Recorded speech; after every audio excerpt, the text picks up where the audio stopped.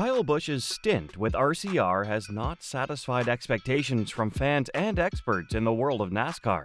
This season, Busch is having the worst season of his career. After 17 races, the number 8 crew is yet to win a race. Now, Busch is sick and tired of the team's inability to perform and is looking to jump teams.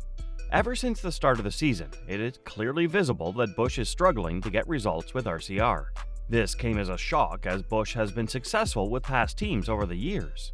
Even RCR was one of the most formidable teams in the past, so when Busch was announced for RCR in 2023, fans expected it to become a fruitful relationship. Unfortunately, they were proven wrong. His last couple of races in Sonoma and Iowa were again disappointing. In both races, he was on track to finish in the top 10. In Sonoma, Ross Chastain ran into the side of Busch's car, which saw the number 8 car drop down the order. In Iowa, Busch was again hit by Keselowski, who was hit by Christopher Bell. Busch ended up disappointing his fans with a DNF. But we won't disappoint you as we bring you the latest news on NASCAR every day. So, what are you waiting for? Hit that subscribe button and relax. We'll do the rest. In his latest statement, Kyle Busch has opened the doors of speculations as he reveals that he will be willing to leave RCR to join Hendrick Motorsports if an offer is to be made. This has shocked fans across the NASCAR community. I would say anything is possible always. Certainly that, if I was welcome at JGR, I would go back.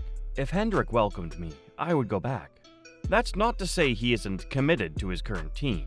Busch added, "But right now I'm at RCR with my group of guys and the deal that we have in place. So we're trying to build this program and make RCR great again." The second half of the statement is something that every driver has to say while talking about their part in the silly season. Now that Busch will be willing to leave RCR for JGR or HMS, let's see if this move is actually possible and practical for all parties. From Kyle Busch's point of view, RCR is struggling at the moment. There's no doubt that they're not able to perform well with the next-gen cars. But other teams using the same manufacturers like HMS are thriving. The top 2 spots in the points table are occupied by HMS drivers. So if HMS were to offer the deal, Busch would most likely jump on the opportunity. From Hendrick Motorsports' point of view, all of their current drivers are currently under contract for the 2025 season. However, HMS could still make room for one driver if there's an option on any of their contracts. But will this make sense for HMS? At the moment, most of the HMS drivers are performing well for the team. Kyle Larson is second on the points table with 3 race wins so far. William Byron also has 3 race wins, and Chase Elliott is the current points leader with 1 race win. The only possible driver who HMS could replace is Alex Bowman. Bowman is currently sitting in 12th in the points table and is yet to win a race this season. Hence, it's doubtful if he'll be able to qualify for the playoffs this year. If he's unable to do so, HMS could look to replace him. However, Bowman's current contract places him on the team until the 2026 season. But as mentioned before, there could be an option for the team after 3 years, which will be after this season. There's also a possibility of Bowman not being able to meet the expectations of the performance clauses of the contract. When it comes to JGR, the team does have an open spot for next season with Martin Truex Jr. retiring from the sport. It has been speculated that Busch is among the candidates to replace Truex Jr. However, it is understood that Chase Briscoe is the leading candidate for the seat. Briscoe's current team, Stewart-Haas Racing, is pulling out of NASCAR after this season, so this leaves him without a seat for 2025. He could be the perfect choice for JGR as he has shown that he's loyal and has great potential with the right car. There's no doubt that HMS and JGR are the top teams in NASCAR, hence there will be a lot of drivers looking to head there if there is an opening. JGR will have a plethora of options available to them, and so will HMS if they decide to get rid of Bowman. But Kyle Busch may not be at the top of these options. It is clearly visible that Busch is not comfortable driving the next-gen cars. He's had a difficult time getting the right setup. The next-gen cars were first introduced in 2022 when Busch was still driving for Joe Gibbs Racing. During that year, Busch had a disappointing season where he qualified for the playoffs, but was knocked out in the very first round. And then with RCR, his performance has only deteriorated. Given these facts, HMS and JGR may not want Busch to enter the team if they decide to get rid of Alex Bowman. Now, let's take a look at why Kyle Busch is struggling with the next-gen cars. A few weeks back, after the race in Martinsville, he explained what problems he was facing with the next-gen cars. The problem starts at the front of the car. The splitter and the way the air is, and everything that we all do on setup stuff to make these things rely on the air as much as they do. That's a problem. I think they went about it, and that's a funny way to say it, backwards. We don't blow the tires off enough. I think that's what we're all kind of talking about. We need these things to be faster going into the corner, utilizing the brakes more, utilizing the tires more, having the opportunity to overdrive the cars more to burn the tires up, and see guys struggle more over a run.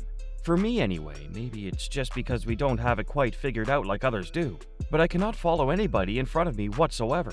It doesn't matter if I'm in the bottom lane, the middle lane, or the top lane. If there's a car in front of me, I'm terrible, really bad. I will say the only positive to it is that you can slide the back of the car around a little bit more and not crash, but the front ends are just ungodly not working. When asked what he would suggest NASCAR do to fix the issue at hand, he said, "It doesn't matter because they're not going to do it, so it don't matter. I'm not going to paint myself in a bad spot to get in trouble." It seems clear that Busch has no hope that NASCAR will fix this problem. He continued to blame the next-gen cars after his car got wrecked in the last race in Iowa. "I don't know what happened, but next-gen parts and pieces broke, so something in the left rear suspension, I don't know if it was a toe link or whatever, came in to fix it, rolled it back out, blew the power steering wheel. Belt just broke, so I have no idea.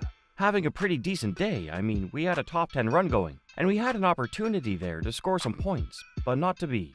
It is clear that Busch is not a fan of the next-gen cars. Kyle Busch has driven in NASCAR for almost 20 years. During this time, he has gotten accustomed to a certain driving style that used to work in the previous eras of NASCAR.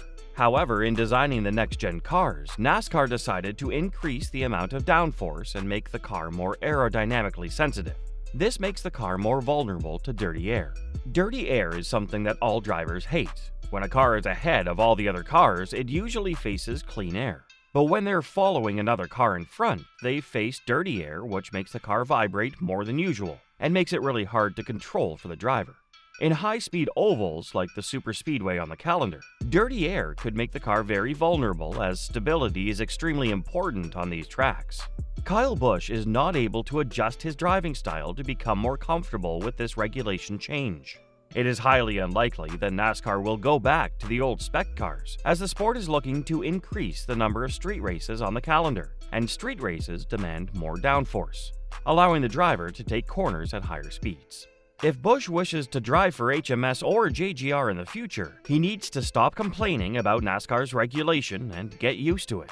There are only 9 more races left in the regular season. Busch has to approach each of these races and attempt to win it if he hopes to revive his playoff chances this season.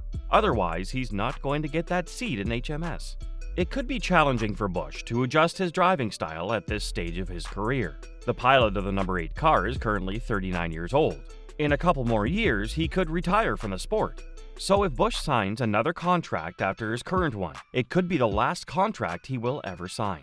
Besides, there are a lot of fans on social media calling Busch washed and past his prime. So, should HMS take on such a driver? Do you think Kyle Busch has a chance to drive for HMS or JGR in the near future? Also, what do you think Kyle Busch and RCR should do to revive their season? Post your thoughts in the comment section below.